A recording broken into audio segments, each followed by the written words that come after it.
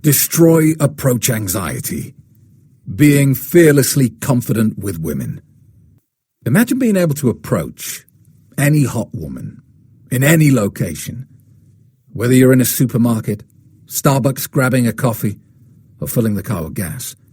There are always opportunities to meet, attract, and seduce stunningly beautiful women.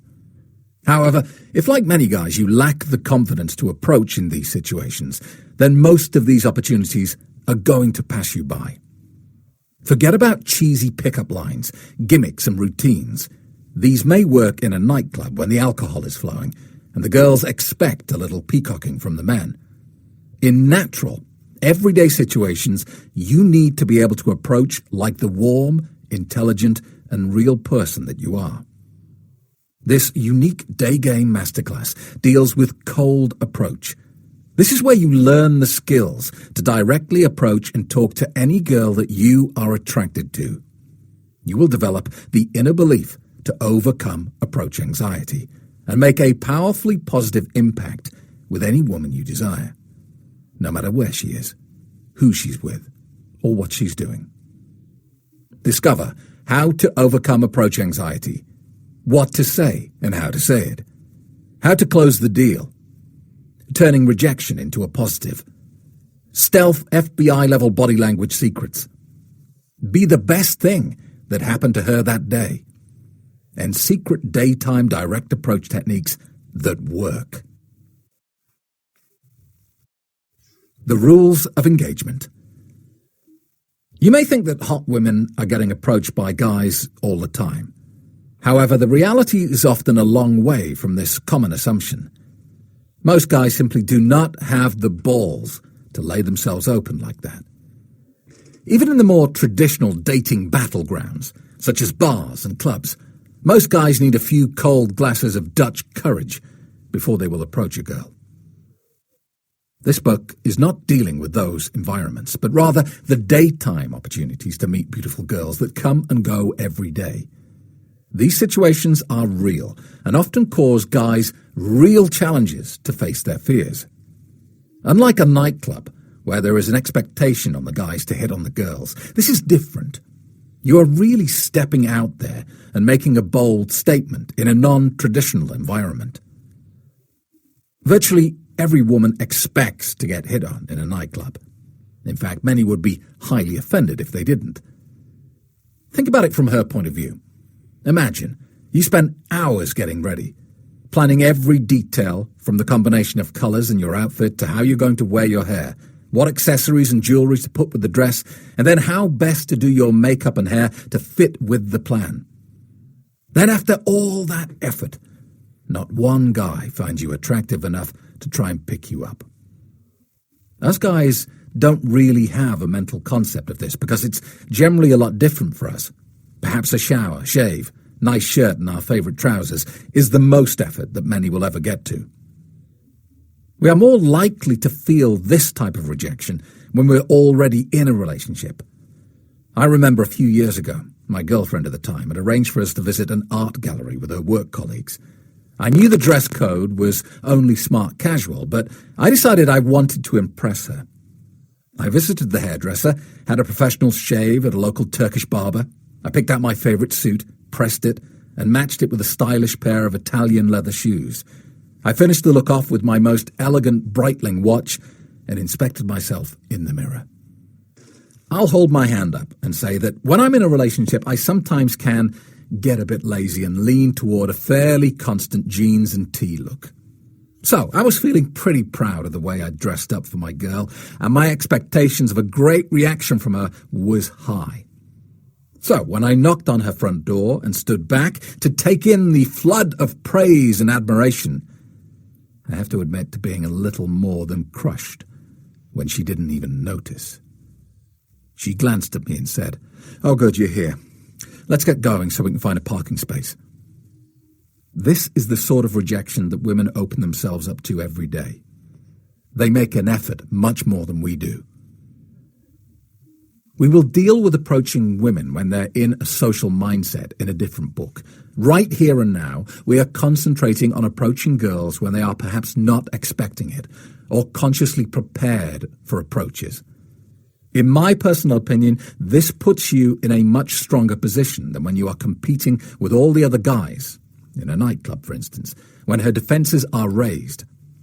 What I'm saying is that the woman waiting to be served at the bar in a club expects to get hit on.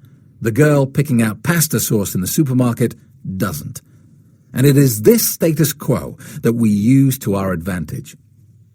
To approach in daylight, non-social environments, there are 7 important elements to consider.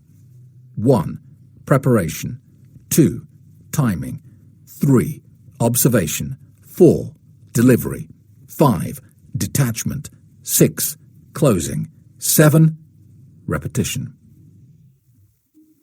I'm going to go into each step in detail, but the first thing to be aware of is that each point is important, and if you want to be successful, you can't afford to be weak in any one of those 7 areas. So let's begin. Preparation. There is no doubt about it. Approaching a hot woman is the most difficult aspect of the whole process, but the approach on its own is not going to get you her number. If you walk up to a woman and just stare at her, the chances are she will be reaching for her cell phone for an entirely different purpose. You need to be prepared to have a conversation with her. What I do not mean is that you have a rehearsed pickup line ready to go. Sure, it's handy to have a few openers that you can fall back on, but for the most part, an observation or question is more likely to portray you as a genuine guy rather than the stereotypical cheesy lounge lizard who uses pickup routines. We will talk about this in more detail when we get to point 3, but I will state it here as well because it is so important. Your observation should never be a physical or sexual one. Do not ever tell the girl with amazing long legs that she has amazing long legs. It is blindingly predictable, paints you in a very bad light, and automatically raises her shields to DEFCON 5. Notice something unique about her, or what she is doing. When I advise women on how to talk to hot guys, I give an example of a practically bulletproof environment where any woman can approach a guy and get away with it. Guys in clothes shops always appreciate the advice of girls. I tell ladies to notice what the guy is looking at and genuinely tell him how he would look in that particular item of clothing. I suggest they can say things like, "You should definitely buy that. The color's perfect for your skin tone." Guys are pretty slow at realizing that they're being hit on, and so there's always an easy escape from the situation if the woman decides not to proceed any further. Perhaps he's not quite as hot close up. They can always throw in the old, "My boyfriend has the same top, and he has a similar build to you." Although, due to the law of scarcity that we talked about in the first book, this often can have the opposite effect as intended. Summary. Be prepared to talk, have something to say, have an opinion, and have questions. You may very well have to lead the conversation, but talking at the woman is not the objective. Your goal is to engage her in conversation so that she enjoys talking to you and sharing her opinions with the nice, friendly guy that she just met. Timing. Approach anxiety is real, and it's the thing most likely to prevent you from getting a girl's number. Hey, if you don't approach at all, your chances of success are a guaranteed big, fat 0. Even if you approach the most beautiful woman on planet Earth, who is out shopping with her millionaire boyfriend, you have a better chance of scoring than the girl you didn't approach at all. When you spot a beautiful woman, thinking is your biggest enemy. Do not give yourself time to think about what you're about to do. Your brain is hardwired to protect you from harm, and I don't just mean physical injury. Emotional pain is something you discovered to be quite hurtful very early on in life, and you have developed subconscious subroutines to protect you from experiencing it again. If you wait too long after seeing the woman, I guarantee you will come up with an endless stream of reasons why you should not approach her. A few examples of the bullshit your brain comes up with to try and protect you. She looks too busy. I'd be inconveniencing her. She's too hot to be interested in me. She's probably in a relationship. I bet she gets hit on all the time. What if I stumble and sound stupid? What if she just stares at me like I'm some big freak? What if she rejects me? What if she just laughs at me? All these thoughts are 100% proof bullshit, designed to move you away from the potential painful situation. Your brain has learned that touching a hot stove will burn you, and as a result, when you go near it, alarm bells start to ring to keep you safe. The same thing is happening when you procrastinate over approaching a hot woman. Your subconscious programming is in an arm wrestle with your conscious desire. The major difference is that the hot pan on the stove will always hurt you if you touch it. Approaching girls you are attracted to certainly has the potential to be painful, but the difference is the more you do it, the less that outcome is likely. Whereas it doesn't matter how many times you grab the hot pan, the outcome is not going to improve for you. So let's break down some of those reasons not to approach the girl and see what they really mean. She looks busy. I would be inconveniencing her. Yeah, true. She may well be busy. But switch shoes with her. Can you imagine if you were running late for work and a hot girl stopped you to tell you how great you looked? Would you be annoyed at her? Unlikely. Your objective in approaching a woman is not to get her number or to trick her into bed somehow. It is always, and I really do mean always, to have a positive interaction with another human being. Your goal should always be to make her day suddenly and significantly better. If you approach, make her smile, and then she has to leave because she's in a rush, I would argue that this is still successful and a positive event in both of your lives. She's too hot to be interested in me. Firstly, you need to be acutely aware of the different ways that men and women experience attraction. Men are motivated primarily by visual stimulus. We see the girl with the amazing legs, and we want her. While women are also attracted to what they see, it's not their primary focus. Females are generally much more kinesthetic than men. They are motivated by how they feel about someone. So unless she is aware of your personality, confidence, and character, you actually have no idea if she's too hot for you or not. Most importantly, you need to be aware that 99.9% of guys will never have the courage to approach her for this very reason, or if you prefer, excuse. She doesn't get hit on nearly as much as you think. Plus, most guys are so lame at approaching girls that half the time the woman in question isn't even aware what is going on. Last year in Cyprus, where I live these days, I was in a hotel reception, and the girl working behind the reception desk was the most beautiful woman I had ever seen in my life. I got talking to her, and I fairly quickly discovered that she was married to a soldier who was based at the British Army garrison in Decalia. I told her what I did and about the book I was writing, and I asked her roughly how many times a week she got hit on. She looked stunned, and she said, "Oh God, I don't know. I don't think it's as often as that."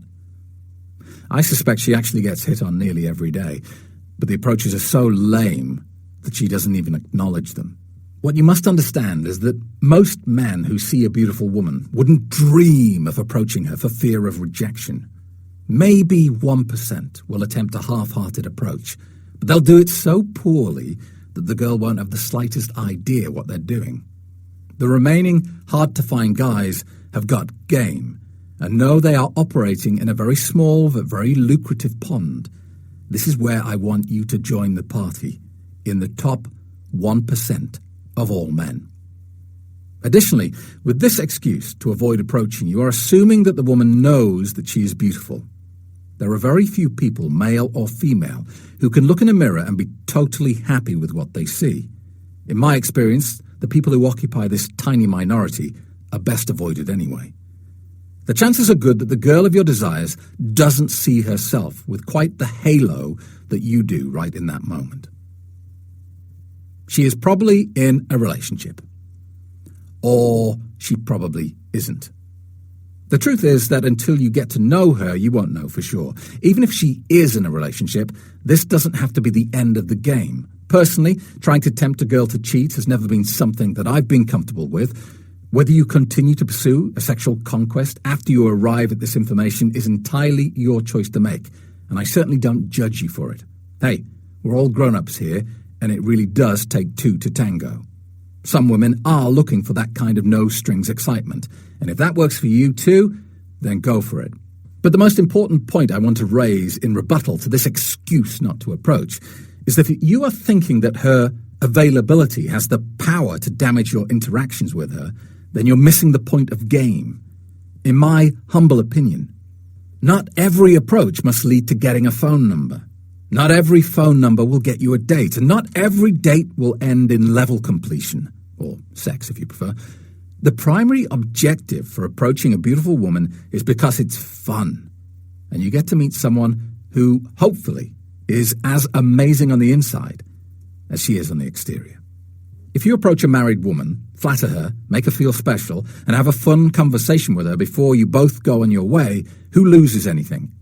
If you get it right, you almost certainly made her day, and she will have an extra spring in her step as a result of what you did. That's pretty powerful, don't you think? You had a fun conversation with a beautiful woman and got to practice your approach. Complete win-win.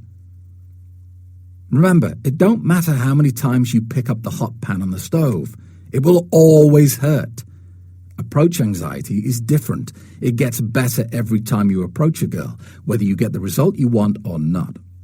Finally, for this point, let me describe the very worst thing that can happen in this situation. It is a scenario I know well because it happened to me in London a few years ago. A stunningly attractive woman turned off Regent Street and walked into an expensive-looking department store. I noticed her immediately, and that 7-second counter started up in my head. By the count of 3, my hand was on her elbow, and I was stopping her with a smile. Now, as soon as I started talking, I became instantly aware of her giant husband, who had been a few feet in front of her. He had noticed this guy talking to his wife. He had doubled back to make his presence felt. Our eyes met just as I was telling his wife I thought she had great style and she'd really caught my eye. I quickly turned my attention to him and said, "Is this your wife?" He grunted an emotionless yes. I smiled, my biggest smile yet, and I said, "Wow, you're a lucky guy." I said how nice it was to meet them both, and I walked back out onto Regent Street. Now, what do you think happened next? Did the guy start an argument with his wife? Did he chase after me and punch me squarely on the nose? Did he call the police? Yeah, that's right. He chased after me and punched my lights out. No, not really. I'm only joking. Of course he didn't attack me. But why not? The short answer is because I wasn't being a dick about it. I was friendly and fun in my approach. I wasn't trying to disrespect him, and I included him in the conversation, whether he liked it or not. As soon as he entered the scene, I wasn't rude or inappropriate. I just told him that he was a lucky son of a gun, and his wife was beautiful. I might have rubbed his alpha male up the wrong way a bit, but deep down inside, he was probably pretty proud of himself. So, even in the worst-case scenario, nothing particularly unpleasant happens. So stop using the "she's probably in a relationship" as an excuse to avoid approaching. What if I stumble or sound stupid? What, are you crazy? Hugh Grant has made a career out of it. Okay, so seriously, nobody wants to come across as nervous or lacking confidence, but worrying about this is actually creating the situation that you're trying to avoid. The best way to get consistently good at this stuff is to do lots of approaches. Approach, approach, and approach until you can do it without thinking. I'm just like you. I had to learn this stuff. I wasn't born with game. I had mentors who taught me what to do, and some of them were badass drill sergeants of game. Some days when I was learning this stuff, I would make over 50 approaches. When I first started out, I'd also get about 45 rejections a day too. Nothing hurts quite like nearly 50 hot girls saying no or worse to you in a single day. The next day you go out and you're beaten up. The last thing you want to do is make another approach. What you really want to do is crawl under your duvet and hide. But something magic happened while you were asleep. Your subconscious absorbed the vast amounts of data while you were busy being rejected. And what you nearly always find the next day is better, and often dramatically better. I have personally been rejected dozens of times on a Saturday, and then gone on to hit 100% strike rate the very next day, going home with dozens of phone numbers. So many that I can't even remember which one was which. I like what Ross Jeffries suggests as a way to get over the "what if I say something stupid" excuse. He tells guys to deliberately go up to girls and say the stupidest thing they can think of. In one of his YouTube videos, he advises people to go up to the hottest woman you can find and ask, "Hey, what's your favorite flavor of bowling ball?" The reason for this is simple. There's not much point worrying about saying something stupid if you already know that is exactly what you intend to do. Keep approaching, and whatever you do, don't stop. Occasionally, you're going to say something dumb, but it's not brain surgery, nobody dies, and you get another chance to try again within a few minutes. What if rejection? I'm going to bracket the three final excuses into one because they're really all just variations on the theme of rejection. Everyone fears rejection. It's completely natural and understandable. But that doesn't mean to say that this state of mind protects you or serves you in any way. First, let's understand where this emotion comes from and why it's so powerful in our lives today.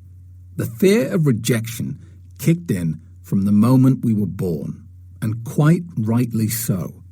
For rejection, at this point in our life, would quite logically result in death. We are born into this world completely helpless. We are unable to perform even the most basic functions needed to sustain life. We can't even eat or drink without some big and hopefully friendly giant interceding. Later in life, when we leave the safety of our family home and venture out into the big, wide world of school and other children, we discover that being accepted feels good, but we also discover just how painful social rejection is too. From birth to around the age of 7, the information we absorb is hardwired deeply into our subconscious mind and dictates a great deal of our personality and character. Any deep-seated phobias and fears that you have that you can't explain were probably created and repressed during this time in your life. Essentially, the brain is in its formative stage, and it doesn't have enough data to filter the information coming in. If you tell a 4-year-old that the earth is flat, they will almost certainly believe you. Why wouldn't they? They have probably not dealt with lies and deceit at this early point in their life, and they have no evidence to argue against what you are claiming. During this early stage of our life, we are learning at an incredible pace. Most of what we learn will serve us in a positive way, but a significant quantity of the data will actually go on to hinder us later in life. One of these erroneous programs is that rejection is something to be feared, or putting it another way, that we need the approval of other people to be happy. This is a deeply ingrained belief, but one which is entirely untrue. In the context of dating, it manifests in the form of approach anxiety and worrying about our advances being declined or, worse still, laughed at. Gravity is real, and we can prove that by attempting to defy it. It doesn't matter how many times you jump in the air, at no point will you ever succeed in floating off into space. The fear of rejection is not based on truth, and we can prove this by repeatedly pushing ourselves to experience it. In order to get over your fear of approaching women, you have to expose yourself to the thing you are most afraid of, not once, but dozens, if not hundreds of times. This is the only way to overcome this self-limiting mindset. The reality in life is that you are only making significant growth and forward momentum when you are operating outside your comfort zone. All true learning happens when you are in uncomfortable and unfamiliar territory. What this means in the perspective of seduction is that you have to push yourself into situations that genuinely challenge you. You can spend a lifetime cautiously approaching 6 out of 10s, but you will never develop your true potential. You have to approach the 9 out of 10s that you feel like you have zero chance with. This is painful, but it's the fastest, most effective way to develop the skills that you desire. Many years ago, when I was training in field with another poor, we visited a nightclub in London. As we entered the club, I was told that I was not allowed to pick any of the approaches that I would be making that evening. I would be told who to approach, and I was also warned that if I refused at any point, the evening would be over and I would be back in my hotel bed alone before the night even got started. My first approach of the evening was a scenario ridiculous enough to give a grown man recurring nightmares. I stood, on the edge of the dance floor with my mentor, and we both surveyed the possible approaches available in the club. I nodded towards a kind of cute girl dancing alone and looking a little lost. My coach frowned and shook his head. I pointed towards a group of girls who were obviously well on their way to drunken oblivion, and again he firmly shook his head. Then he raised his hand and pointed to the centre of the dance floor and said, "Her. She's yours." I looked, but I couldn't work out who he was pointing at. And then my heart sank. Surely he couldn't have been suggesting what I just considered. Unfortunately for me, I had correctly identified my mark. A stunningly beautiful woman who was not only, in my opinion at the time, way out of my league, but if you can believe this, she was already dancing and making out with another guy. I turned to my coach and complained my ass off. "How the hell can I approach her? She's already with a guy. You're going to get my head kicked in." My mentor smiled and said, "That's not going to happen. Nobody has the balls to do what you're about to do. That guy is going to shit himself at how confident you are, and he's going to leave the field." I stared at my target in disbelief at what I was about to do. I won't lie to you, in that moment I was terrified, but I did as I was instructed to do. Shockingly, exactly what I was told would happen did happen. The guy took a step back as I talked to the girl, and within 30 seconds he was nowhere to be seen. He had left the girl and me alone in the centre of the dance floor. Push through your own self-created barriers, and you will find magical outcomes await you on the other side. You should trust me on this. I have been on both sides, and I can tell you from experience that being a member of the elite 1% is the life you want to live. Observation. A lot of people claim that day game is difficult and more complicated than the traditional social environment, or night game. I strongly disagree. It is not more difficult, it is just different and requires some special awareness. You have to work a little harder, that's true, and you have to be a bit more genuine. But how can this be a bad thing? So you see a hot girl walking through the mall, and you ask yourself why you absolutely must walk over and talk to her. If the answer is because she's hot, then you're giving yourself a very poor chance of success. Approaching someone who is beautiful and telling her that she is beautiful is like advising someone who is swimming that they're going to get wet. They know they're attractive. And by being so stupidly obvious about it, you actually only end up making a statement about yourself. What you're saying loudly and clearly is that you are lower on the totem pole than she is. Women are subconsciously programmed to seek value in their men. But you've just made a first impression that says, I'm one of those guys looking up at you, someone you will be looking down at. You may be tempted to resort to the opposite, a technique often referred to as negging. This is where you give a backhanded compliment, such as, wow, nice dress, they must be on sale. You're the third girl I've seen today with one of those. Or, I love your nails. They're not real, are they? I'm not a fan of negging, both in the night game and especially in day game. I believe the whole theory comes from the starting point of insecurity, the idea that women are to be tricked and eroded into submission. I don't know about you, but I don't want to manipulate any woman into bed with me. I want her there because she thinks I'm a cool guy and she enjoys spending time with me. Forget knocking her confidence down so you can climb that totem pole to get above her. Don't tell beautiful women that they're beautiful, and try to remember that us men are primarily motivated by visual stimulus. And so the first thing you notice about her is unlikely to be the most important aspect in her own mind. I guarantee that if you go up to a girl with long legs and make them the subject of your opening approach, you'll be instantly placed into the crowded category of just another loser guy trying to fuck me. Open your eyes and try to view the character and personality of this girl. There will be some sort of uniqueness about her that most guys will miss because they're too busy checking out her rack. Perhaps she has a great style about her. A really unusual tattoo, a funny slogan on her t-shirt, the coolest jeans you've ever seen, or quirky spectacles that really suit her face. It doesn't matter what it is, but make it personal and make sure it's something that you genuinely like about her. If you go to tell a girl that the bag she's carrying is the coolest one you ever saw, but you don't mean it, then expect to get caught in the lie. She may ask you what you like about it, or perhaps she will just be able to smell your bullshit a mile off. Either way, you're breaking the rapport before you had a chance to make any progress. The shields come up, and you're going to get rejected. Summary. Open your eyes and notice the girl and the world she lives in. Know what unique characteristics you like about her before you approach. I don't care how impressive her breasts are.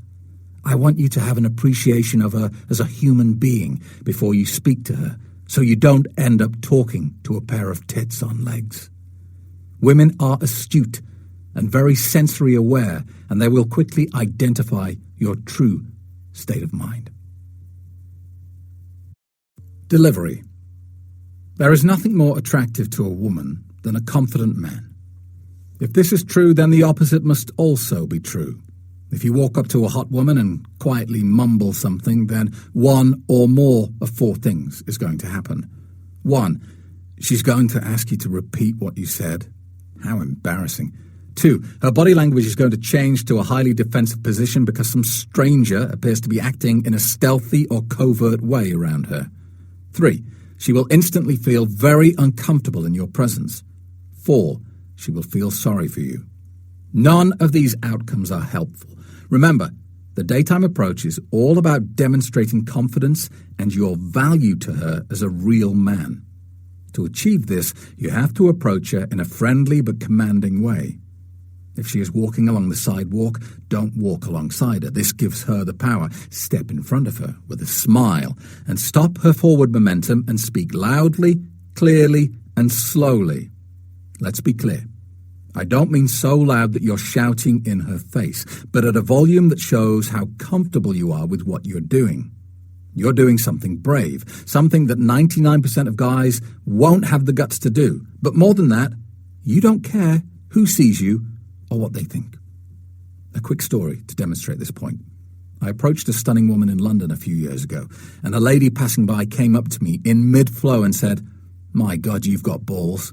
Good for you, son." She did me a big favour because it further enhanced my image as a guy with confidence that was indeed doing something out of the ordinary. When you are nervous, there is a tendency to speak quicker than usual. This is because the subconscious mind senses that you are in a dangerous situation and tries to get you out of it as quickly as possible. Because the adrenaline is flowing, you are trapped in your mission, and you will be largely unaware of how quick you are talking until you stumble, or she looks at you with a confused expression. The other problem with this speed chatter is it tends to push the tone of your voice a little higher than usual. We are trying to demonstrate to this woman that you are confident, an alpha male who would add great value to her life. We need your tone and pitch to reflect the picture we are working hard to paint in her head. Slowing your delivery will allow you to express confidence while lowering the pitch of your voice half an octave. Let me give you a free bonus secret here. Back when I used to coach professional radio and TV presenters, I would tell them about the power of silence. Surprisingly, one of the most powerful demonstrations of confidence you can give when speaking is when you do absolutely nothing at all. A deliberate pause placed in a sentence is an incredibly sexy statement. Imagine if I came up to you now and whispered in your ear that I know a dirty secret about you. But before I revealed what I discovered, I paused for a few seconds. The pause is like pouring gasoline on your fire of intrigue. It accelerates and amplifies the emotion you are feeling. Let me give you an example of what I mean. Imagine approaching a hot woman in the street and delivering this approach in two different ways. Firstly, with no pause, and then we add the power of silence. "Hey, I saw you crossing the street just now and I noticed something about you. You have the coolest jeans I ever saw. Where did you get them from?" Or, "Hey, I saw you crossing the street just now and I noticed something about you. You have the coolest jeans I ever saw. Where did you get them?" Do you see the power of the pause in the second approach? This is another form of mental judo. You are using her own imagination to fill the gaps that you created. In the solitary second where you pause, you force her to come up with an answer. She won't be able to resist doing this. It is an automatic function of the conscious mind, or ego. When you say, "I noticed something about you," and pause, in the gap she will come up with a dozen possible statements, ranging from the low self-esteem stuff of, "Oh, do I have a stain on my dress? Is that what he's going to tell me?" to the stereotyping protection statements of, "Oh no, he's going to tell me I've got really long legs. Oh, how boring." To the hopeful thoughts that maybe you actually noticed something she spent a lot of time and effort on. For example, perhaps she just had a dramatically different hairstyle and is really hoping someone notices and compliments it. Don't underestimate the power of silence. It's devastatingly magnetic when used correctly. Finally, for delivery, let's talk about body language. Again, this is an area of game that a lot of guys ignore because they are solely focused on what to say. You've probably heard the statistic that human communication is made up of 55% body language, 31% tone of voice, and only 7% is actually the words you use. So if you skip over the body language issue, it's a major, major mistake. If you approach a girl and you are full of nerves, then unless you force yourself to be consciously aware of your body, then it doesn't matter what you say or how you say it. Your body language is going to reveal the truth. This is a whole subject in and of itself, and that's why the advanced members of my online seduction coaching club get tutored in FBI-level body language techniques. Briefly, I will give you a few things to watch out for. If you have a wingman or just a friend who doesn't mind watching you, then ask them to look out for these issues. 1. The feet reveal where you want to be. If somebody talks to me and their legs or feet are pointed away from me, I instantly think that they would rather not be talking to me and they want to be somewhere else, often anywhere else. 2. If the woman you're talking to has her feet crossed in any way, this is a very good sign. It means she's comfortable with you. Her subconscious has not deemed it necessary to prepare to leave. She is in the worst possible position to make a quick escape. A good indicator of interest. 3. You're scratching your nose or ears. It's a sign of discomfort. If you're not comfortable talking to her, then she will assume that you are not confident. The reason people who are lying tend to touch their nose is because in uncomfortable situations the brain activates certain erectile tissue in the body. The nose is the most exposed and most obvious area for this. The sensation makes us reach and touch for the area concerned. A very obvious giveaway. Watch out for comforting behaviours is point 4. When we're uneasy, we revert to baby-like actions. Stroking your hair, gripping the back of your neck, fidgeting with things in your pocket are all subconscious indicators of unease. Confident alpha males are not threatened by any environment, and certainly not talking to a hot woman, so lose the pacifier. Summary. Speak loudly, in a calm and resonant voice. Use pauses and dramatic inflections to demonstrate confidence. Be a leader and not a follower. If you want to talk to a woman who's walking, don't walk alongside her. Make her stop and talk to you. Use false time constraints to demonstrate that you are wanted elsewhere by other people. Be blasé about her looks and gently tease her. Have a take-it-or-leave-it attitude. Never be over-connected to any outcome and go with the flow, taking acceptance and rejection with equal ease. Detachment. If there's one thing we all have in common, it's that we want to feel happy. On the other side of that coin, we want to avoid hurting. Yet we consistently put ourselves in situations that sets us up for pain. We pin our happiness to people, circumstances and things, and then hold on to them for dear life. We stress about the possibility of losing them when something seems amiss. Then we melt into grief when something changes. A layoff, a breakup, a transfer. Most of us approach a girl with the fear that she will reject us at the back of our mind. I want you to release this fear, because it is illogical. We attach to feelings, as if they define us, and ironically, not just positive ones. If you've wallowed in regret or disappointment for years, it can seem safe and even comforting to suffer. In trying to hold on to what's familiar, we limit our ability to experience joy in the present. A moment can't possibly radiate fully when you're suffocating it in fear. When you stop trying to grasp, own, and control the world around you, you give it the freedom to fulfill you without the power to destroy you. That's why letting go is so important. Letting go is letting happiness in. It's no simple undertaking to let go of attachment. Not a one-time decision like pulling off a Band-Aid.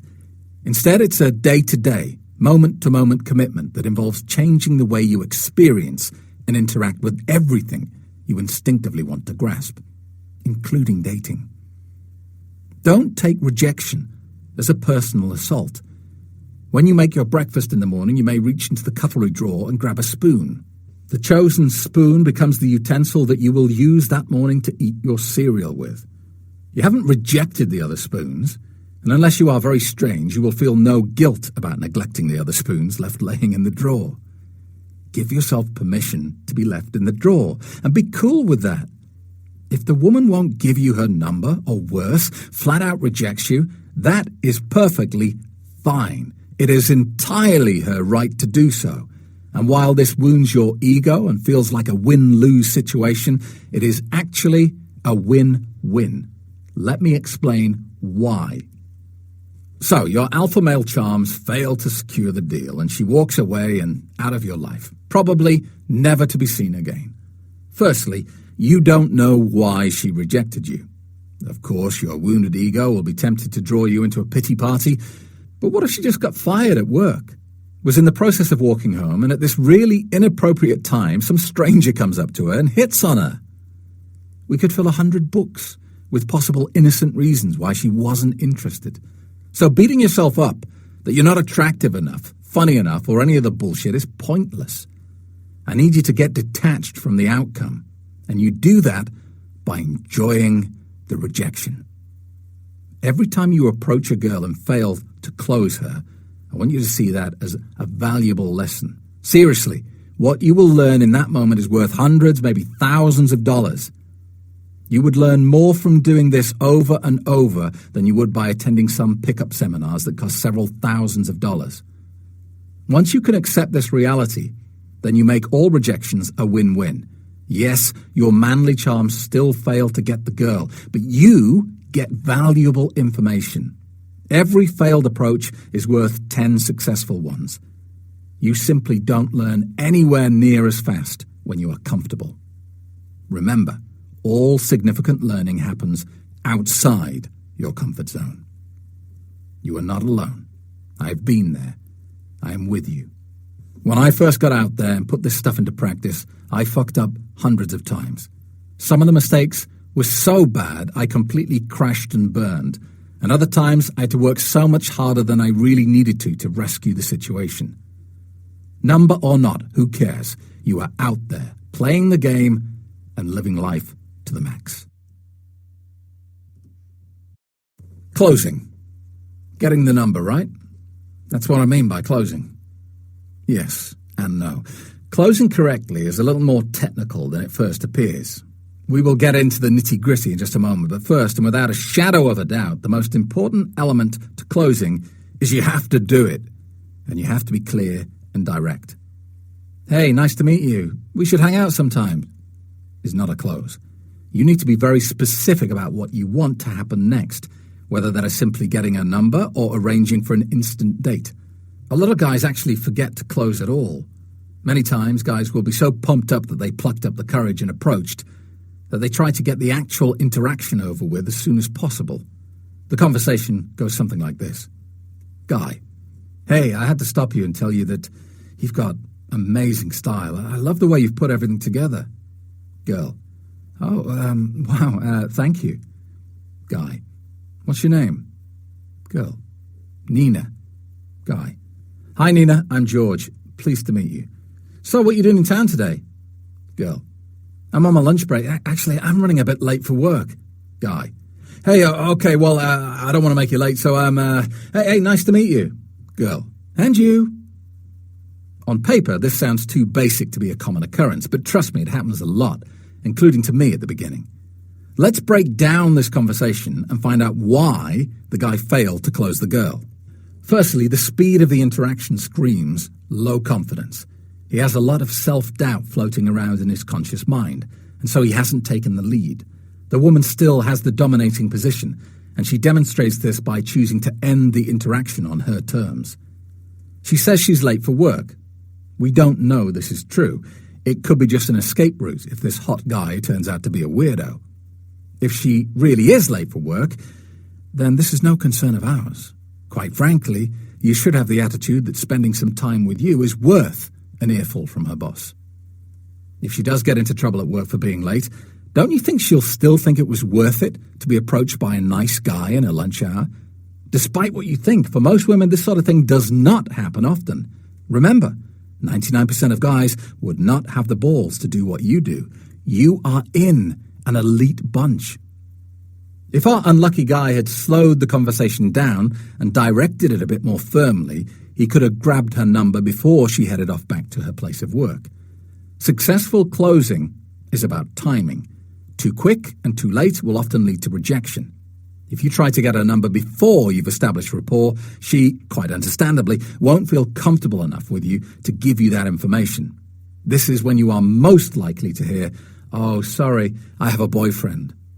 This line could mean she is unavailable, but often is simply an indicator that you moved too quick. Certain things must happen before you try to close. You must have talked long enough to know something about her. For example, where is she from? What is she doing in town today, etc. You must know her name, and she must know yours. There must have been physical contact. Almost certainly you will have shook her hand when you introduced yourself, and or perhaps a few light touches on the arm while you were telling her a story. She must have laughed or smiled at least once during your conversation. If she stood there, stony-faced, while you worked your magic on her, the chances are that you have not established rapport, or she's just plain miserable. Either way, you don't even want that number. Providing you have established all these elements, then you can directly close the girl. Now, how you do this is important too. Don't say something lame like, "Any chance I can get your number?" Or, "Would you mind if I text you later?" Both these statements have a hidden message that you don't expect her to comply. You are also implying that a number is of value to you, and people don't like to give away possessions that are valuable. You have to genuinely not care whether she gives you the number or not, almost acting like you're doing her a favor by taking it. Let me give you some examples. "Well, look, you seem like a cool person to hang around with. Give me your number, I'll message you later." "My friends are waiting for me, so I have to go, but give me your number and we'll catch up later." "Hey, nice to meet you." Then start to walk away. Pull back. "I tell you what the hell? Give me your number. I'll stay in touch." We could go on and on with these examples, but hopefully you can see that I'm not asking for a number. In all cases, I'm telling her to give it to me. Provided you have established yourself as the dominant member of the interaction and you have led the conversation, if she has followed you this far, then the chances are good that she will follow instruction further. A final word on closing. Don't leave it too long. Timing is everything. If you just keep asking questions until you feel confident enough to ask for her number, you run the risk that you will bore her. But worse, she might start to think, "What the hell does this guy want?" Sometimes when you leave it too long, you can see a little tiny but noticeable micro gesture of confusion flash across her face.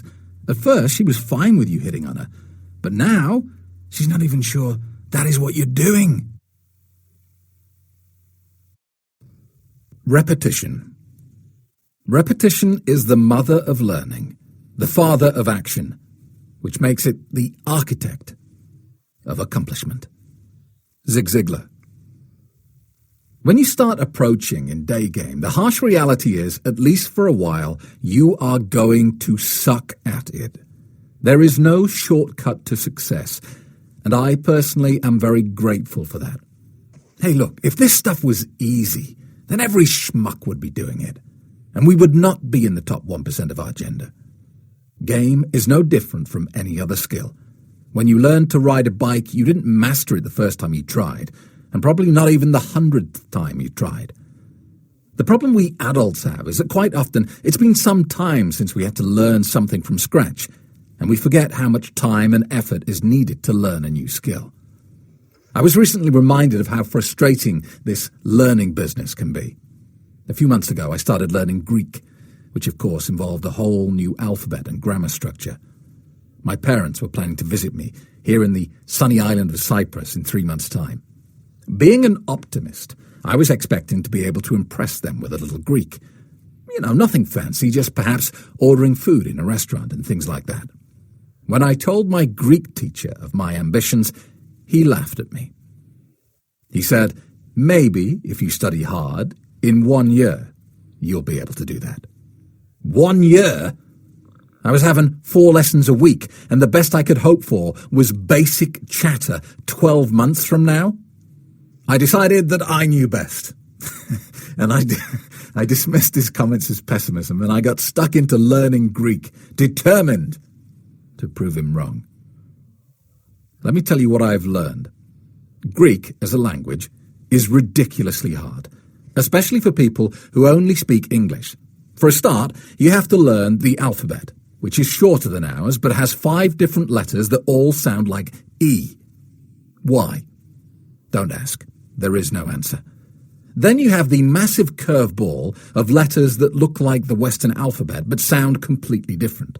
For example, if you ever see the letter P in Greek, it's pronounced as an R. Of course it is. Why wouldn't it be? The letter N is spoken like an English E. Then you add into the mix that the words have genders, but you can't guess at what they might be. For example, in Greek, the word for boy is not masculine. That would make far too much sense, wouldn't it? The word boy is actually neutral.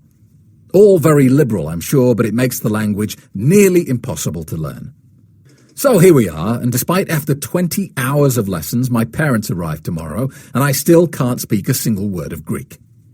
Do I think that Greek rejected me? Or that Greek doesn't like me? No, of course not. It's a tough language to learn. And whether I ever master the art of speaking Greek is now purely and simply down to how much I want to. How much do I really want to speak Greek? The point I'm sure you will see that I'm getting to here is that confidence with women is a skill, and one that you have to work at. I can't speak Greek after 20 attempts, and you won't become an amazing pickup artist after 20 approaches. To give you one more comparison, because it just popped into my head, they say that to become a great photographer who takes beautiful photographs, you need to take 10,000 bad photographs first. This is such an important point that I could wax lyrical about it for pages, but instead I'm going to close this masterclass with one final sentence, and in the book I've written it in big, bold letters. Approach, approach, approach, and then approach more. That's the secret. Thank you for listening to Destroy Approach Anxiety with me. I sincerely hope the material in here changes your life to the extent that learning it changed mine. If this book has made the impact that I dreamed it would, then you've already made me eternally happy.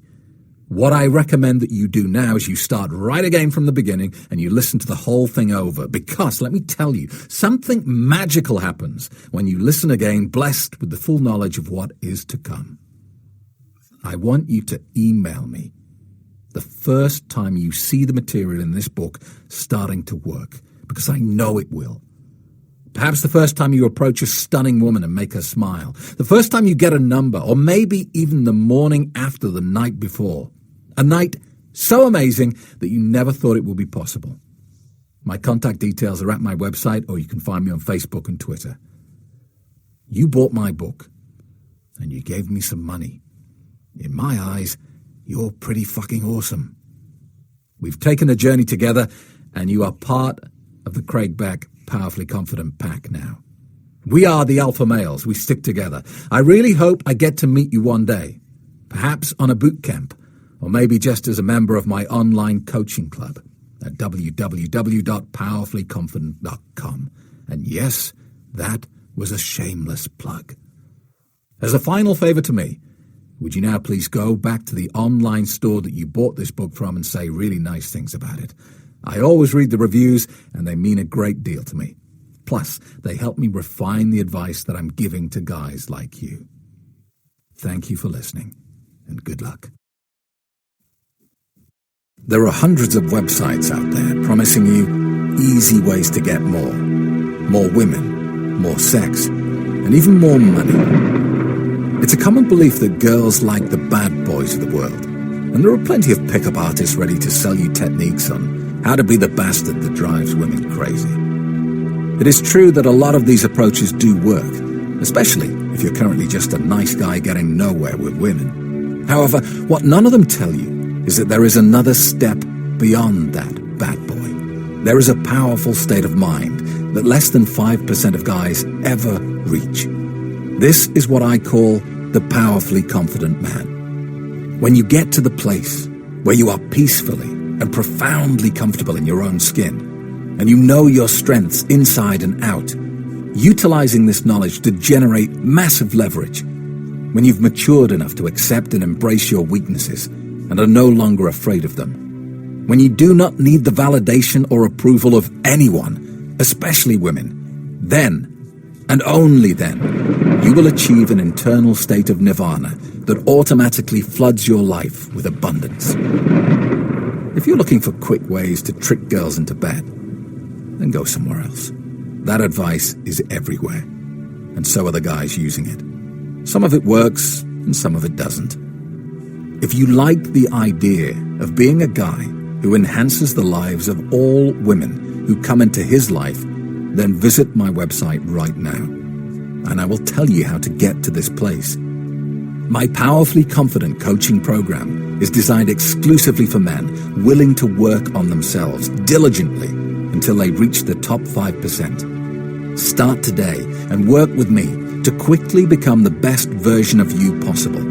Decide now, and from this point on, you will be so secure in yourself that you may still want, but you will never need anything or anyone again.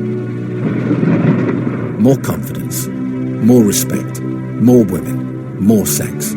It all starts at www.powerfullyconfident.com. See you inside.